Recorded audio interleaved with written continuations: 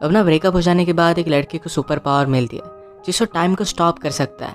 Time stop कर कर लोगों के साथ वो कुछ भी कर सकता था। हेलो फ्रेंड्स, इसी कंसेप्ट पर बेस्ड आज मैं आपको कैशबैक ये 2006 की एक fantasy romance Hollywood movie explain करने वाला हूँ। अगर आपको वीडियो अच्छा लगता है तो प्लीज़ इसे लाइक और कमेंट ज़रूर कर दीजिएगा। बिना किसी तरीके एक्सप्लेनेशन स्टार्ट करते हैं। मूवी स्टार्ट होते ही हम हमारे मेन कैरेक्टर बेन का ब्रेकअप देख सकते हैं। जिस लड़की से उसका ब्रेकअप हो रहा था, सूजी, ये उसकी फर्स्ट गर्लफ्रेंड थी। उसके साथ बिताए हर पल उसे याद आ रहे थे। वो वंडर करता है कि उसका ब्रेकअप हुआ कैसे। एक पल में तो एक साथ थे, एक दूसरे को आई लव यू बोल रहे थे, और नेक्स्ट वीक सूजी किसी और के साथ थी तो शायद उसको भी आई लव यू बोल रही होगी, पर इसका कोई भी मीनिंग नहीं है। बेन के फ्रेंड का नाम था शॉन। शॉन उसे समझाने की कोशिश करता है, उसे सिर्फ एक बेटर ऑप्शन मिल गया, इसी वजह से उसके पास वो चली गई। उसके बारे में तुम्हें ज़्यादा सोचना नहीं चाहिए। तुम किसी ब्यूटीफुल से लड़की को डेट करो, फिर सूजी को जेलस लगेगा और तुम्हारे पास वो वापस आ जाएगी। शॉन का लड़कियों के साथ एक्सपीरियंस बहुत ही घटिया था। हर लड़की उसे मार कर चली जाती थी, तो उसकी एडवाइस बेन नहीं ले सकता। शॉन आर्टिस्ट बनना चाहता है। जब भी उसकी ड्राइंग क्लास होती थी तो हमेशा लड़कियों को ही ड्रॉ करता था। हमेशा उसे सूजी की याद आती रहती थी। एक रात उसने उसे कॉल किया। उसने पूछा कि क्या हम फिर से एक साथ रह सकते हैं। सूजी ने उसे मना कर दिया। वो दिन रात अपने बेड में ही पड़ा रहता था। सूजी के जाने के बाद जैसे उसका ऑक्सीजन चला गया था, स्लोली स्लोली उसकी नींद भी चली गई। उसने सोने का बहुत ट्राई किया पर फिर भी वो कर नहीं पाया। अब सडनली उसके पास 8 एक्स्ट्रा आवर्स थे। वो अलग अलग चीज़ें ट्राई करता था पर फिर भी टाइम पास नहीं होता था। वो कुछ भी करे, सूजी की याद हमेशा उसके साथ रहती थी। एक रात वो ग्रोसरी लेने के लिए गया हुआ था। वहाँ पर नोटिस देखता है कि उन्हें काम करने के लिए स्टाफ की ज़रूरत थी। बेन को नींद नहीं आती तो 8 एक्स्ट्रा घंटे बिताने के लिए यहाँ पर वो जॉब कर लेता है। वहाँ के जब मैनेजर को उसने देखा तो मैनेजर पहले फुटबॉल का प्लेयर हुआ करता था, अब यहाँ का मैनेजर है। ये देखकर बेन रियलाइज़ करता है कि लाइफ इसी तरीके से बहुत फास्ट गुजर जाएगी, पर इसके लिए वो कुछ कर भी नहीं सकता। बेन के साथ एक लड़की काम करती थी, इसका नाम था शैरन। बेन ने नोटिस किया कि उसका मैनेजर शैरन के साथ बहुत ही अजीब तरीके से पेश आता है। शैरन को ये बात अनकम्फर्टेबल लगती है। अपना जॉब करते हुए बेन ने हमसे कहा कि यहाँ सुपरमार्केट में टाइम बहुत ही स्लोली जाता है। इसको ज़रा फास्ट करने के लिए हम एम्प्लॉयज़ अलग अलग चीज़ें करते हैं। हर एक की अलग अलग मेथड है। जैसे शैरन कभी भी टाइम नहीं देखती। जब वो वॉच देखती है तो टाइम बहुत ही स्लो गुजरता है। इस वजह से हमेशा उसे कवर अप करके रखती है। यहाँ काम करने वाले उसके और 2 फ्रेंड्स हैं, पैरी और मैट। ये हमेशा एक दूसरे के साथ गेम्स खेलते रहते हैं। कभी ये शॉपिंग मॉल में रेस लगाते हैं तो कभी लड़कियों के सामान में कुछ अलग सी चीज़ें रख देते हैं। इसी तरीके से हर कोई टाइम पास करता था। पर बेन ने कहा मेरा तरीका कुछ अलग ही है। जब उसका ब्रेकअप हुआ तो उसके लिए टाइम गुजारना बहुत ही हार्ड था, तो एक सुपर पावर उसमें आ गई। ये सुपर पावर थी टाइम को स्टॉप कर पाने की। वो अपनी पावर से सब कुछ स्टॉप कर देता और सारी चीज़ें घूमने लग जाता। सुपरमार्केट की सारी ब्यूटीफुल लड़कियों को नोटिस करता था। उसे लगता है कि लड़कियों में अलग से ही पावर होती है। वो जब छोटा था तो एक फॉरेन स्टूडेंट उनके घर में रहने के लिए आई हुई थी।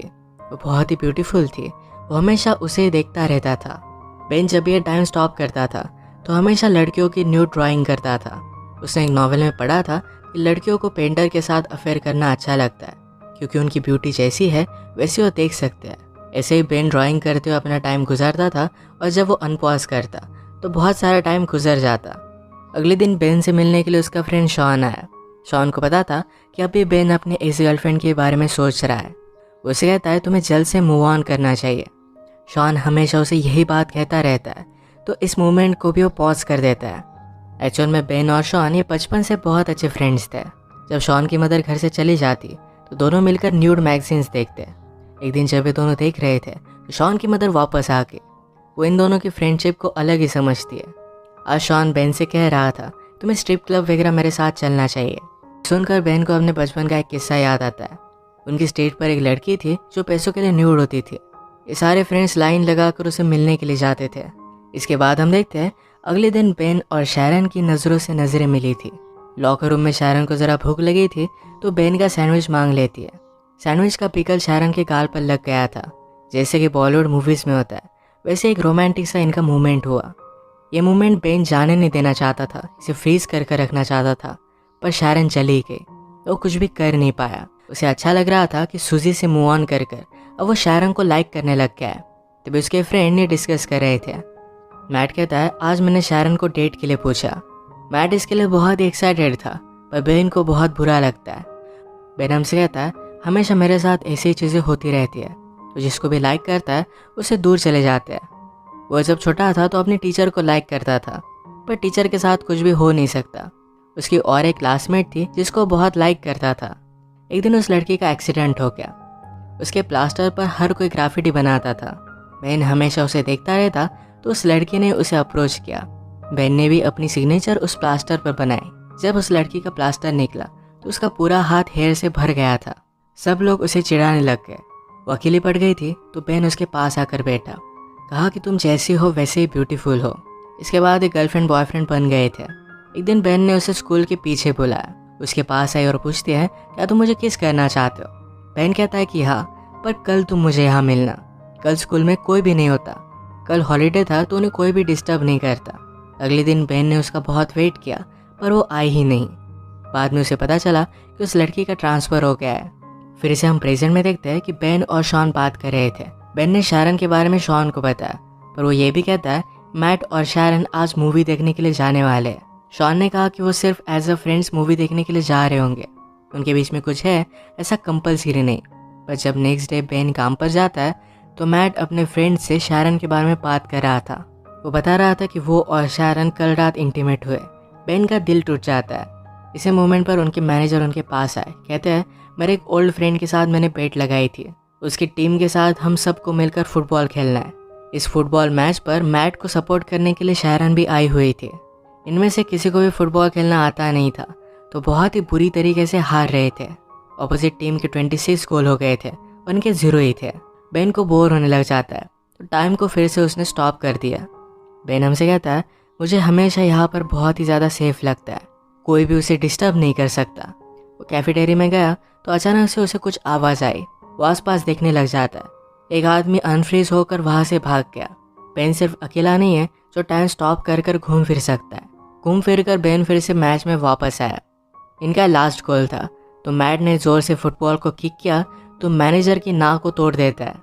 उसे हॉस्पिटल लेकर गया। बेन को कहकर जाता है कि शारन को घर छोड़ देना। बेन और शारन फिर कॉफ़ी के लिए आए। बेन शारन से पूछता है क्या तुम और मैट डेट कर रहे हो। शारन ने कहा कि ऐसा कुछ भी नहीं है, हम सिर्फ एज अ फ्रेंड्स ही मूवी देखने के लिए गए हुए थे। बेन को ये बात सुनकर अच्छा लगा। शारन का एक बॉयफ्रेंड था, उससे ब्रेकअप किए हुए उसे 6 महीने गुजर चुके हैं। बेन भी अपने ब्रेकअप के बारे में उसे बताता है। एक दूसरे को और भी जान लेते हैं। शारन ने कहा कि नाइट में मैं स्पेनिश सीखती हूँ, उसे अलग अलग प्लेसेस घूमना है, वहाँ के लोगों के बारे में जान लेना है। स्पेनिश सीखने के बाद शायद वो स्पेन में जाकर वहाँ पर टीच करेगी। उसे साउथ अमेरिका भी बहुत अच्छा लगता है, तो वहाँ पर भी वो जाना चाहती थी। वो बेन को उसके ड्रीम्स के बारे में पूछती है। बेन ने कहा कि मुझे ड्रॉ करना बहुत अच्छा लगता है, शायद एक दिन उसकी भी आर्ट गैलरी में एग्जीबिशन होगा। शारन ने कहा कि मैं हमेशा एक आर्टिस्ट से मिलना चाहती थी, वो वर्ल्ड की किसी भी चीज़ में ब्यूटी देख सकते हैं। ये बात शारन को बेन की बहुत अच्छी लगी। बेन ने शारन को घर पर छोड़ दिया। ये दोनों किस करने वाले थे, पर ये सही से हो नहीं पाई। अगले दिन मैनेजर ने अनाउंस किया कि उसका बर्थडे आने वाला है, तो सबको उसके घर पर पार्टी के लिए आना पड़ेगा। शारन फिर बेन से पूछती है क्या उस रात तुम मेरे साथ चलोगे। बेन इसके लिए हाँ कहता है। इन दोनों की एक ऑफिशियल डेट थी। मैनेजर ने बेन को बुलाया, कहा कि बर्थडे पर एक सरप्राइज स्ट्रिपर भी होनी चाहिए, इसका इंतज़ाम तुम करोगे। बेन को पता नहीं था कि वो कैसे करेगा, पर वो शॉन की हेल्प लेता है। शॉन को इन सब चीज़ों के बारे में बहुत ही अच्छी नॉलेज होती है, तो उसे एक पब में वो लेकर गया। वो एक लड़की से बात करता है, पर उस लड़की ने कहा कि मैं उस रात बहुत ही बिजी हूँ, मेरे एक फ्रेंड को वहाँ पर मैं भेज दूंगी। कल रात के बाद बेन को हर जगह पर शारन ही दिख रही थी। वो टाइम को स्टॉप कर कर हमेशा उसे ही ड्रॉ करता। ऐसे ही कुछ दिन बीत गए और कल मैनेजर का बर्थडे था। तो शारन बेन से पूछती है क्या तुम अब भी मेरे साथ डेट पर चलना चाहते हो। बेन कहता है कि ऑफकोर्स चलना चाहता हो। जाते वक्त शारन बेन को प्रॉपरली किस कर गई। इतने दिन तक बेन को नींद नहीं आई थी, पर आज रात वो बहुत सोया। उठने के बाद उसे एक आर्ट गैलरी से कॉल आता है। बेन के पिक्चर्स उन्हें बहुत अच्छे लगे थे और उसे मिलने के लिए बुलाया हुआ था। बेन इसके लिए बहुत ही एक्साइटेड हो जाता है, पर ये सिर्फ उसके फ्रेंड मैट और बैरी उसका मज़ा ले रहे थे। रात में बहुत ही अच्छे से रेडी होकर वो शारन के पास पहुंचा। वो शारन को अपने आर्ट की गुड न्यूज़ बता देता है, उसे भी बहुत अच्छा लगता है। ये दोनों फिर पार्टी में आए, पर बेन यहाँ पर सुजी को देखता है। पार्टी में इन्होंने ऑर्डर की हुई स्ट्रिपर भी आई हुई थी। ये वही स्ट्रिपर थी जो शॉन और बेन बचपन में देखने के लिए जाया करते थे। शॉन मौके का फ़ायदा उठाकर उसे डेट के लिए पूछ लेता है, शॉन हमेशा लड़कियों से कुछ भी गलत चीज़ें बोलता था, पर ये लड़की उसे बचपन से जानती है तो कोई भी प्रॉब्लम नहीं आएगा।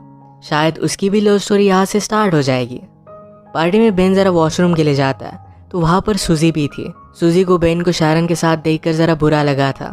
वो रियलाइज़ करती कि बेन उसके लिए परफेक्ट था तो उसे फिर से पाना चाहती थी। बेन उसमें कोई भी इंटरेस्ट नहीं दिखा था। इसी के पैरेलल में हम देख सकते हैं मैनेजर शारन से बात करने लग गया। वो उसे हरास करने लग जाता है तो शारन इस पर गुस्सा होके और यहाँ से निकलने लग गई। उसने जब ऊपर बेन और सूजी को देखा तो उसी मोमेंट पर सूजी बेन को किस कर रही थी। अगली मोमेंट पर बेन ने उसे झटक दिया था पर शारन ने देखा नहीं। वो गुस्से में यहाँ से चली गई। बेन रियलाइज़ करता है कि शारन को क्या लगा होगा। उसने टाइम को स्टॉप कर दिया, सोचा कि वो शारन को क्या बताएगा, पर कुछ भी वो सोच नहीं पाता। ऐसे उसने 2 दिन तक टाइम को स्टॉप करके रखा था। अनपॉज करने के बाद भी वो शारन को मना नहीं पाता। उसे मिलने के लिए गया पर शारन उसकी कुछ भी बात नहीं सुनती। उसे फिर से नींद आना बंद हो जाता है। जैसे हमने पहले देखा था कि बेन के फ्रेंड्स ने उसे प्रैंक कॉल कर एक आर्ट गैलरी में मिलने के लिए बुलाया हुआ है। तो बेन एक्चुअल में अपना सब आर्ट लेकर उस आर्ट गैलरी में चला जाता है। वहाँ के एजेंट से उसने बात की तो उसकी कोई भी अपॉइंटमेंट नहीं थी, पर एजेंट उसकी ड्राइंग देख लेता है। उसे ड्राइंग्स बहुत ही पसंद आई। वो बेन को अपॉर्चुनिटी देते हैं और अब उसका एक आर्ट शो होने वाला था।